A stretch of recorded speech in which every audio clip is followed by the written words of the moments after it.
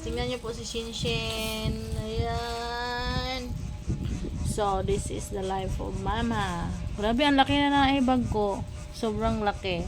So, while ako nagpadidi, si Shinshin naman, nakaabang po sa akin. So, ito talaga.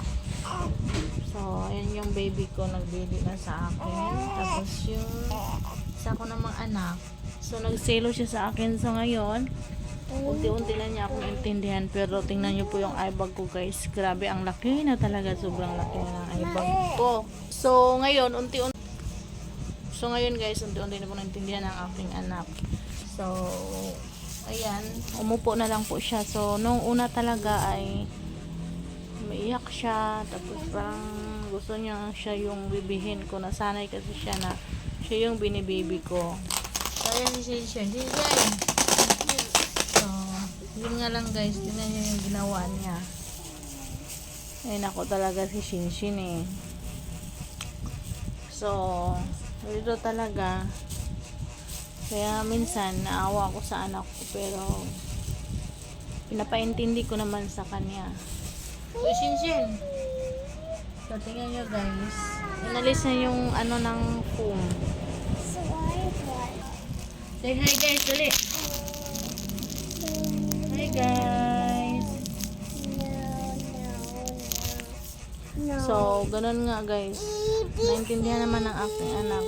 Ayan o, kumakanta siya. A, B, C, D, E, F, G. Shinshin, no? Shinshin. Oh. Say hi. Hi, guys. Hi, guys. So, yung isa ko namang anak ay gusto niya magdidi. So, hindi po siya gaano nagpalapag siya kapag tulog. So, gusto niya po is magdidi. So, actually, 2 weeks pa lang siya, pero malakas po siyang dumidi sa akin. Shinshin. Shinshin, say hi. So, sobrang gulo ng room. So, as you can see guys, kasi dito po kami nagsasampay. So, dinadryan na lang po.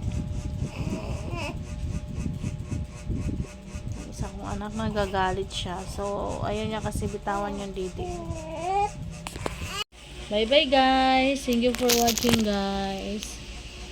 Bye-bye. So, yung baby ko, tapos na po siya magdidi. Ang naglambing sa akin. So, nilapag ko po yung isa kong anak. So, siya. Yan yung isa kong anak guys. Nilapag ko, tapos lumambing po siya sa akin. Kasi wala pa yung buot tong bata na to. Tingnan nyo, oh.